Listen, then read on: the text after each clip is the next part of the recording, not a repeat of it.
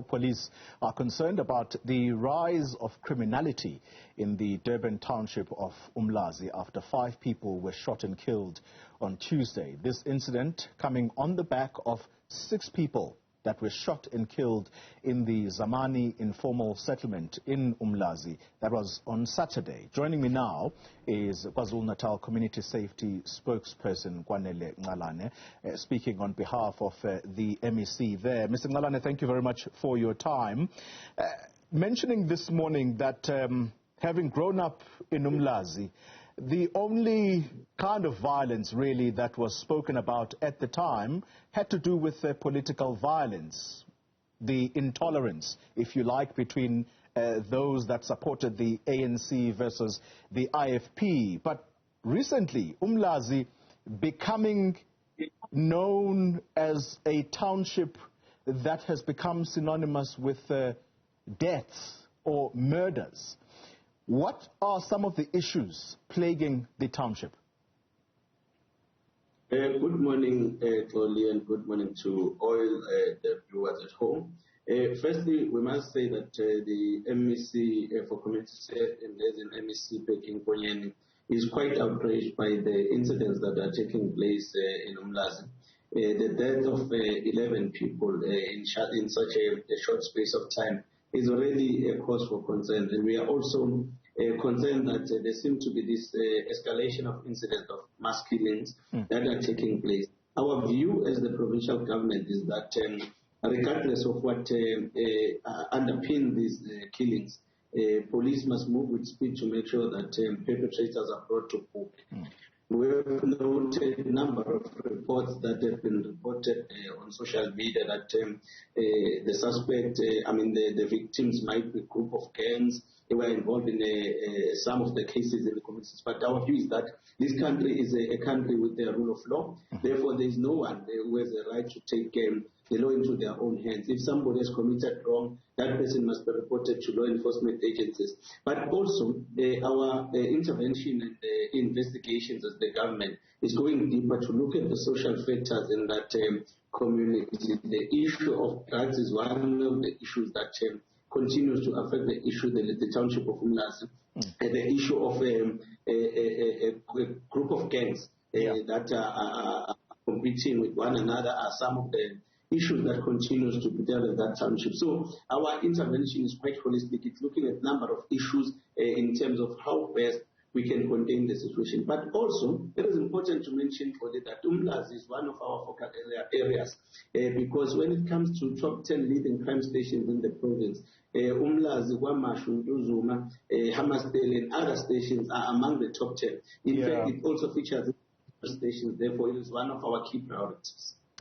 You mentioned there, Mr. Ncalane, the social issues, and I remember some time ago speaking to the Premier of the province, Zikalala, and it came on the back of the issue of gangsterism and peddling of drugs. So this is among the main issues there that are probably driving this violence. Is that what you're telling us?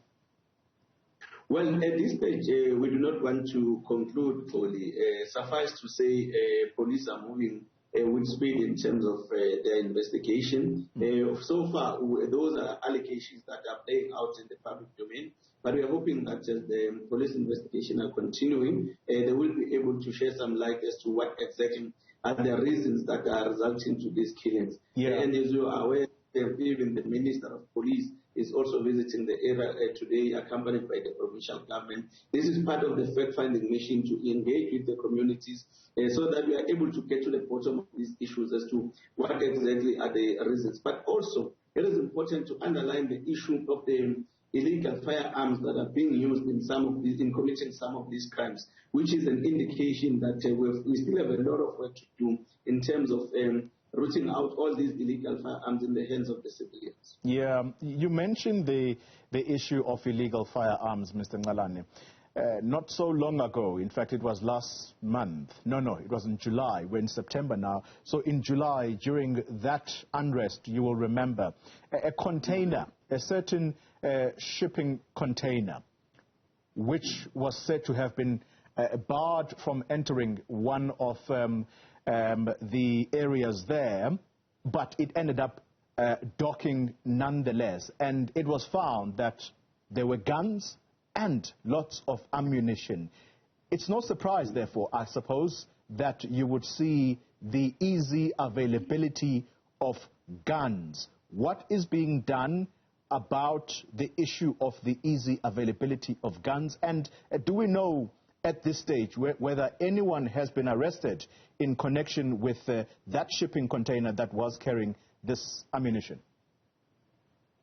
Well, Tony, we did express a strong view as the provincial government that the issue of the looting somehow was hijacked by a strong element of criminality, and we are on record saying there has to be an urgent need to deal decisively with those acts of criminality, especially the issue of firearms and the ammunition that were also seized on that time.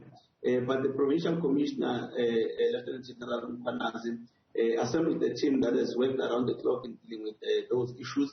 The police crime intelligence has been also working around the clock in addressing those matters. I will not want to share the details now, but it's going to be part of the briefing that will be made to the minister this morning as to what has been the progress with regards to those issues. All we can say is that we are tracking down on all those who benefited and all those who embarked on such criminal acts of taking the ammunition, breaking the containers and all of that. And the net is closing for them. We will make sure that we recover all those firearms, we recover all those ammunitions. However, we must also admit that there seem to be, even before the looting, there seems to be a network, a syndicate of firearms in our townships, because most murder cases that are committed in our townships are committed using guns. And therefore, we have had a number of interventions, including the amnesty, where we've been appealing to people to return those illegal firearms, but we have also, in many operations that have been conducted by the police in this province, recovered many of those illegal firearms and arrested suspects. Now, it goes to say, though, that there is still a network, there's still a syndicate that we need to find, which is circulating these illegal firearms in all townships, mainly also in hostels where these firearms are being hidden, and also in informal settlements. Therefore, that is going to be part of our focus moving forward. Already we do have a turnaround plan as the province to deal with these cases, and also with the recent release of the statistics, the quarterly statistics, there are indications that KwaZulu-Natal is one of those provinces that needs serious attention, and we appreciate the fact that the minister has been to the Provincial Executive Council and has presented a turnaround plan which is supported by the National Department and the province. Therefore, we will make sure that we work around the clock to eliminate all those elements of criminality and make sure that we are able to build a safer KwaZulu-Natal. As we wrap up our conversation, Mr. Ncalane, your MEC, in a statement that she issued on the latest killings there in Umlazi, she bemoaned the fact that it is mostly young people that were killed in this incident. I'm not sure what the age of those that were killed at the weekend, the 6 people who were killed during that incident. But young people involved in acts of criminality, Mr. Ncalane, that talks to social ills that come with loitering on the streets as a result of unemployment. Earlier you spoke about interventions. What is being done there? Because the lack of availability of jobs for young people makes them roam the streets and end up getting into issues of criminality. Yeah, it is an issue, Tony, that we are grappling with as government at all levels, local, provincial and national, to deal with the issue of unemployment. You must have seen the recent statistics after the COVID-19 that numbers have already parachuted of people who have lost their jobs and people who are not employed.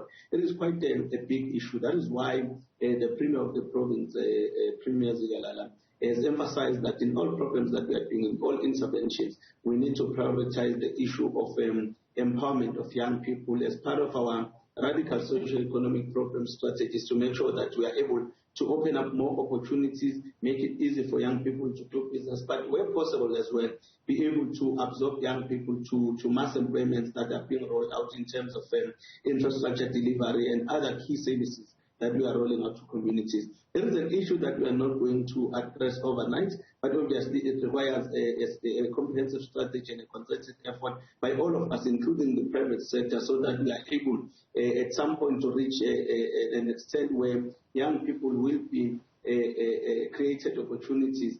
It is also important as well to say that the city of eThekwini as well, under the leadership of Mayor Kaunda, has programs as well that talks directly to townships, to young people, to creating opportunities. So we are working as one team as government to make sure that we are able to reduce the levels of unemployment. But also in this province, we have also created the Provincial Crime Council, which is led by the Premier, where we bring all the stakeholders. Youth formations are also represented to say, what can we do to make sure that young people are also taken out of poverty, but also to address the issue of social ills, the issue of drugs, the issue of the lifestyle. Young people in terms of the lifestyle character and changes, so that they don't glorify criminals and people who are benefiting themselves out of doing nothing, but they own massive properties, massive expensive vehicles and so forth. So our strategy also talks to